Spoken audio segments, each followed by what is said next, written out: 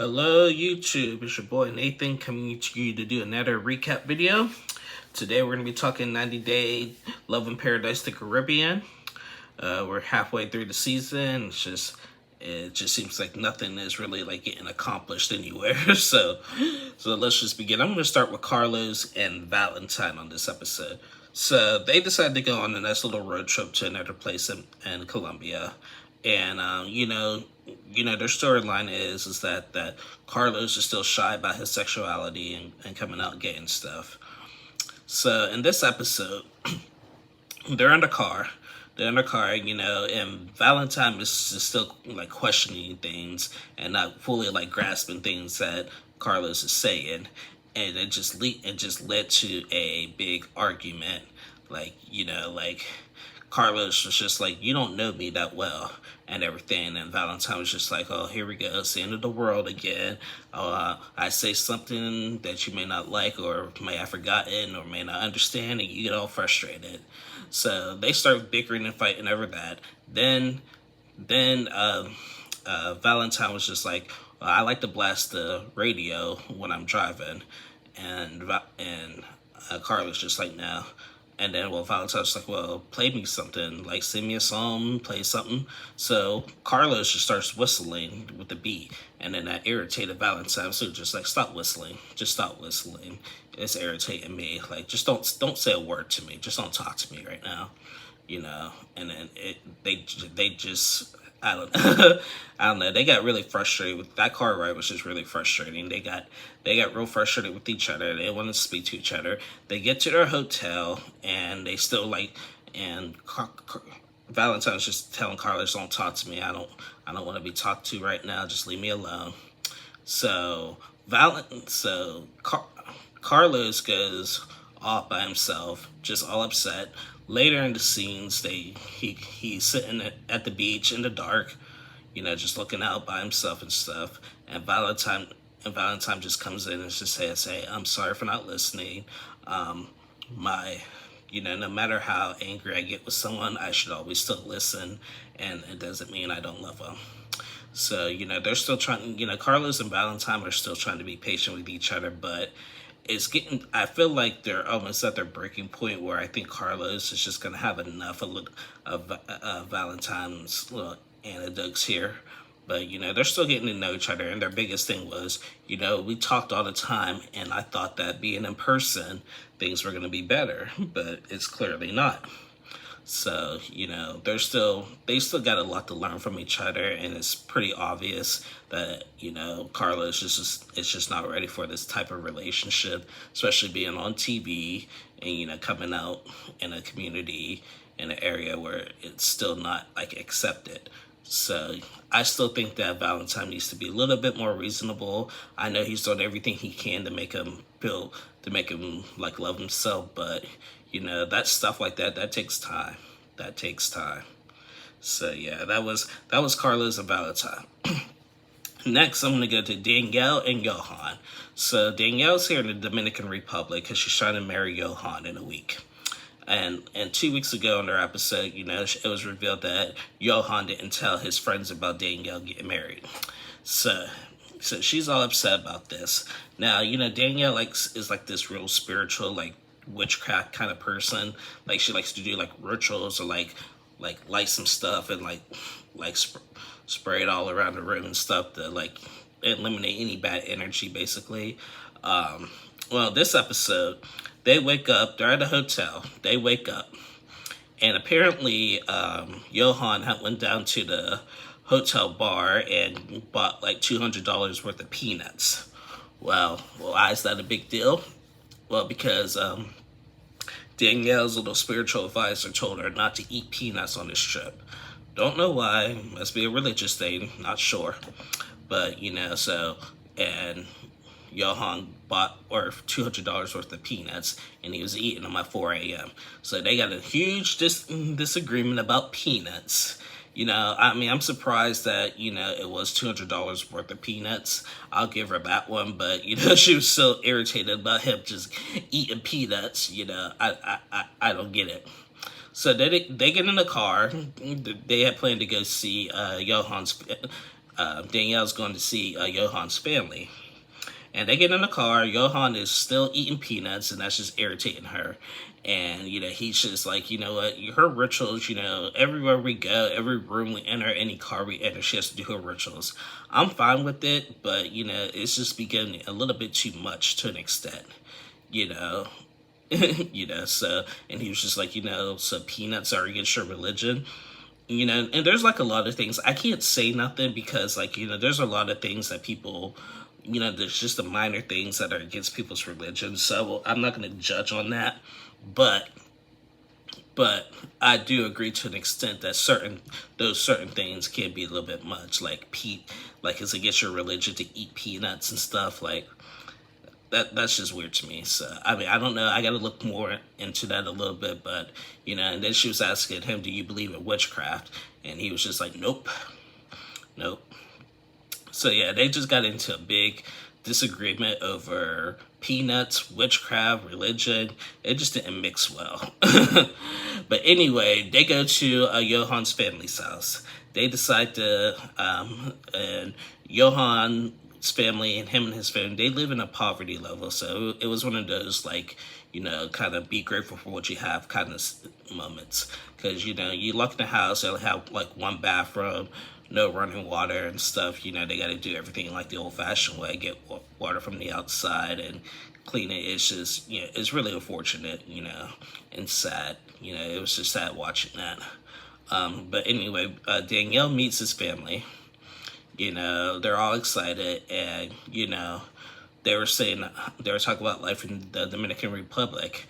And, like, the mom and, I think his aunt, they had the entire family there, like cousins, aunts, and uncles and stuff. And somebody in the family said, I've been working since I was 11 years old. No matter how much I work and how long I work, it's still not enough here. And, and so they were talking about, like, where they want to live after they get married. Danielle was actually saying that she wants to live in the Dominican Republic, while Johan is saying he wants to live in New York, which is, they want to live at each other's places. So Danielle was saying, well, I think life would be easier here, living, like, in beach-style lifestyle, like, not as fast-paced as New York and stuff. And, Johan's like, this place is like poverty. I want to work in New York. I'll be able to send money back to my family and stuff. And Danielle's just like, I want him to marry me for love. I don't want him to marry me because, he wants to send money back to his family and stuff. Which is I understand. But, just looking at that and just seeing the struggle. Excuse me. Yeah, just looking at them and just seeing the struggle, I can see why Johan would want to live in New York. And, and I think Danielle wanting to move to the DR, maybe because, Danielle's worked hard all her life and stuff. But, it's just one of those situations you got to think of the person. And I think that, I don't think New York would be the best option for either one of them. I mean, I think Johan could still come to America and get a good job, but, like, New York is too fast. I will agree, New York is too fast-paced, and so, compared to the Dominican Republic, so, there's that. So, they had a nice little dinner to talk about it and stuff, and, Danielle was just like, you know what, I do see his family's point about wanting him to have a better life, but at the same time, I'm not this rich American that they all think I am. So yeah, and I agree with that too, because, like, a lot of foreigners do think like everybody in America is really rich compared to their country, whereas it's definitely not the case. We may not understand the struggles that some of these people in the other countries are going through, since we never go through it, but that doesn't mean we don't have our own struggles here. But people up there would love to have running water, hot water, showers, toilets that flush and stuff, privacy and stuff. They would kill for the stuff that we have here that we take for granted.